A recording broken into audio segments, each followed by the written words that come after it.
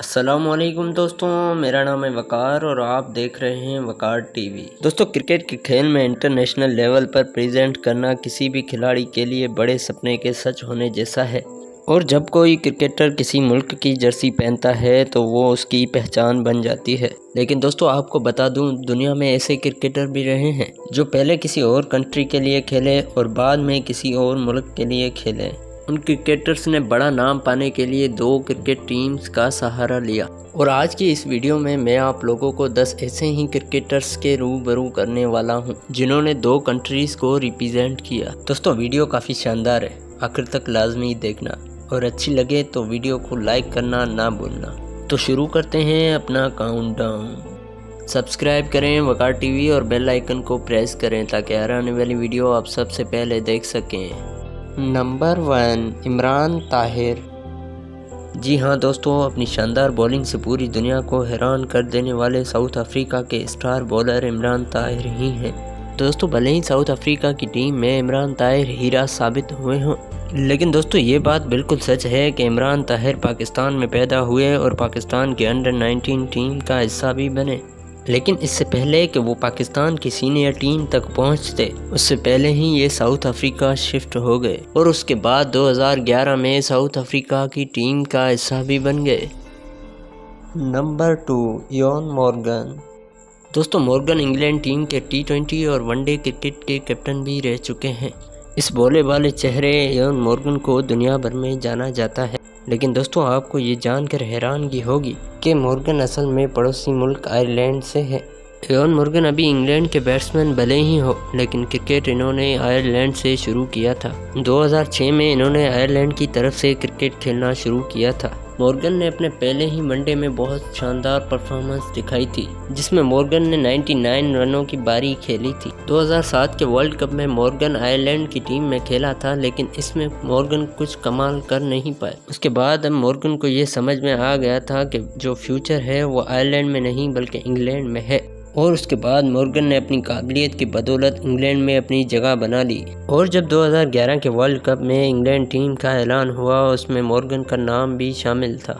2011 में इनको 3 मैचेस खेलने का मौका मिला। उसके बाद 2015 के वर्ल्ड कप में मॉर्गन को इंग्लैंड टीम का कप्तान मुकर्रर किया गया।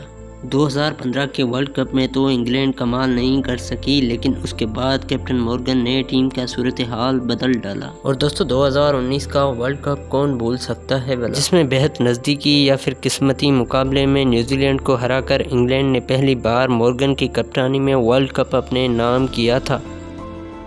नंबर 3, लियो क्रॉन्ची। दोस्तों, लियो क्रॉन्ची इस वक्त न्यूजीलैंड के लिए क्रिकेट खेलते हैं, लेकिन इन्होंने अपना पहला डेब्यू 2010 में ऑस्ट्रेलिया की तरफ से वेस्ट इंडीज़ के खिलाफ किया था।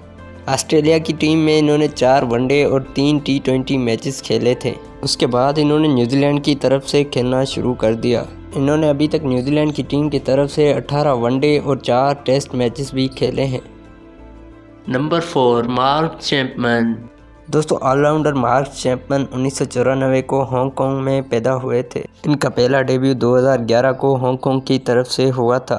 इसने 5 साल हांगकांग की तरफ से खेला। उसके बाद इन्होंने रिटायरमेंट का फैसला लेकर न्यूजीलैंड की तरफ से खेलने का फैसला किया और मार्क चैपमैन का दूसरा डेब्यू 2018 में न्यूजीलैंड की तरफ से हुआ। इन्होंने हांगकांग के लिए 19 T20 और 2 वनडे इंटरनेशनल मैचेस खेले और इसी तरह इन्होंने न्यूजीलैंड की तरफ से 3 वनडे और 5 T20 मैचेस खेले हैं और इस वक्त ये न्यूजीलैंड की तरफ से ही क्रिकेट खेल रहे हैं।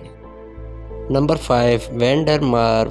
दोस्तों, वैन डर मार्व साउथ अफ्रीका में पैदा हुए। इस वक्त ये नीदरलैंड की तरफ से क्रिकेट खेल रहे हैं। हालांकि ऑलराउंडर वैन डर मार्व ने अपनी क्रिकेट करियर की शुरुआत साउथ अफ्रीका की तरफ से की और साल 2009 में इन्होंने साउथ अफ्रीका की तरफ से 13 वनडे और 13 T20 मैचेस भी खेले, जिसके बाद वो 2015 में नीदरलैंड के लिए रवाना हो गए और अब ये नीदरलैंड की तरफ से क्रिकेट खेलते हैं। Number 6, Dirk Peter Nannes. दोस्तों, डार्क पीटर नैनस न्यूजीलैंड में पैदा हुए, वहाँ की गलियों में क्रिकेट भी खेले और उन गलियों में क्रिकेट खेलने के बाद इंटरनेशनल लेवल पर सिलेक्ट हुए।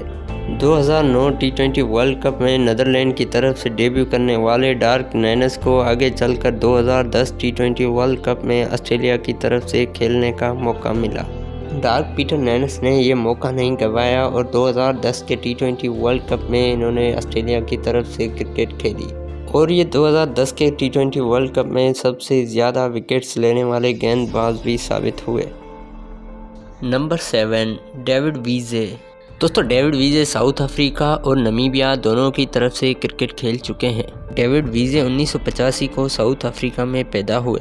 इन्होंने अपना पहला डेब्यू साउथ अफ्रीका की तरफ से 2013 को किया।